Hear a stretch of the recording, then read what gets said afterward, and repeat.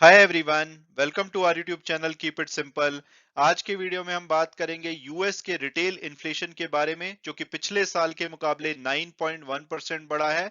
और ये 41 साल का रिकॉर्ड है, यानी कि इतना बड़ा इन्फ्लेशन में जंप देखा गया था 1981 के एंड में। उसके बाद अब पहली बार इतना बड़ा जंप देखा गया है। तो आज के वीडियो में हम इस टॉपिक को डिटेल में डिस्कस करेंगे और ये भी बात करेंगे कि भाई इस इंक्रीज का हमारी स्टॉक मार्केट पे कल क्या इम्पैक्ट पड़ सकता है और आने वाले टाइम में इसका यूएस की फेड पॉलिसीज पे क्या इम्पैक्ट पड़ेगा। और आगे बढ़ने से पहले अगर आपने अभी तक चैनल को सब्सक्राइब नहीं किया है तो प्लीज सब्सक्राइब करके हमें मोटिवेट कीजिए।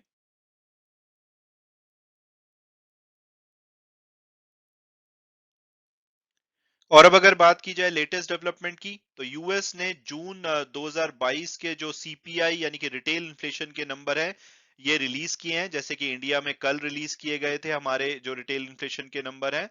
और यूएस का जो रिटेल इन्फ्लेशन है ये फोरकास्ट से ज्यादा रहा है, यानी कि जितनी ये उम्मीद कर रहे थे उससे ज्यादा नंबर आया है। और इससे अब साफ साफ हो गया है कि जो आने वाले टाइम में जो जुलाई एंड में फेडरल रिजर्व यानी कि जो इनका आरबीआई है उसकी जो मीटिंग है उसमें एक और बड़ा इंटरेस्ट रेट हाइक लिया जाएगा। तो जो इनका इन्फ्लेशन का नंबर है पिछले साल के मुकाबले 9.1% बढ़ा है। और ये जो गेन है 1981 के अंत के बाद का सबसे बड़ा गेन है।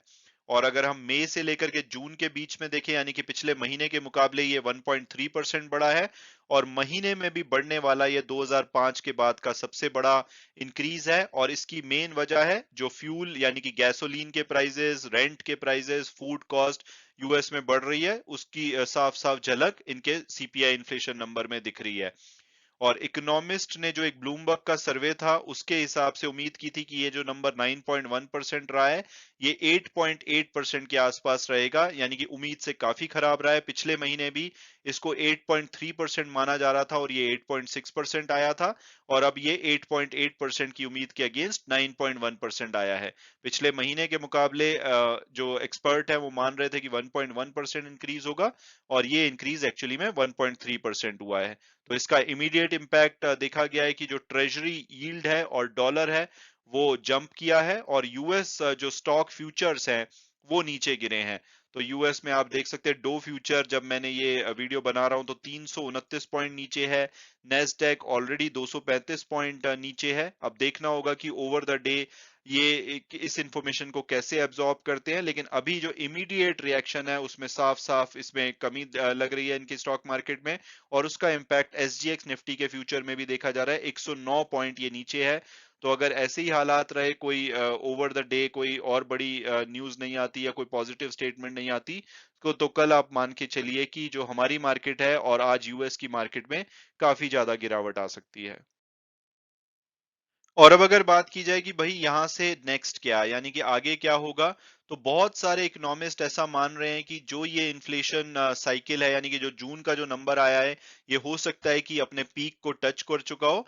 हालांकि जो जियो पॉलिटिकल रिस्क है, जैसे कि चाइना में दोबारा से कोविड कोविड के लॉकडाउन लग रहे हैं, रशिया यूक्रेन का वॉर अभी भी चल रहा है जिसकी वजह से सप्लाई चेन डिसरप्ट हो सकती है, तो ये चीजें बिगाड़ सकता है। बट अदरवाइज इकोनॉमिस्ट का मानना है कि ये अपने पीक पे हो सकता है और उसके पीछे के कारण है जैसे कि गैस प्राइसेस जो कि जून मिड में अगर देखें तो $5 एक गैलन पे मिल रहे थे यूएस में, जो कि अब घट करके अगर हम कल का प्राइस देखें तो $4.66 है। हालांकि ये अभी भी पिछले साल के मुकाबले काफी ज्यादा है, लेकिन कंपैरेटिवली थोड़ी सी इसमें कमी देखी गई है।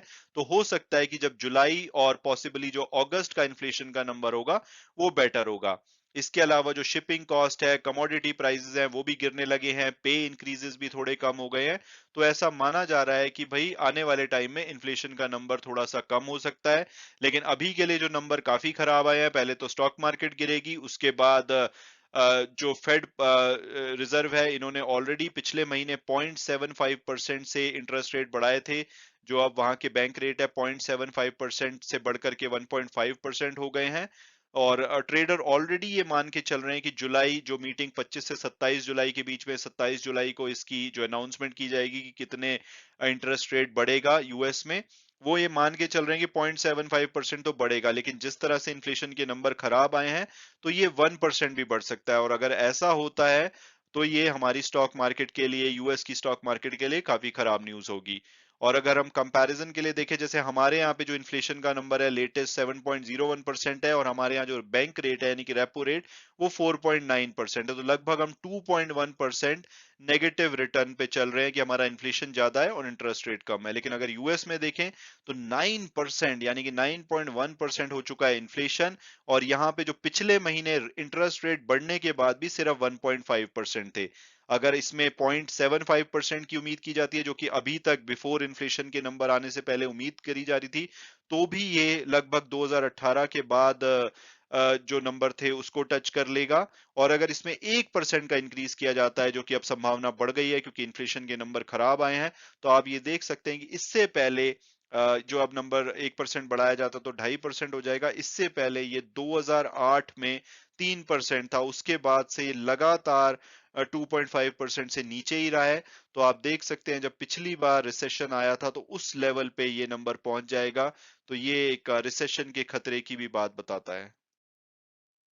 मैं उम्मीद करता हूं कि आपको ये वीडियो पसंद आया होगा और आपने कुछ नया जाना होगा। Thanks so much for watching the video and God bless you all.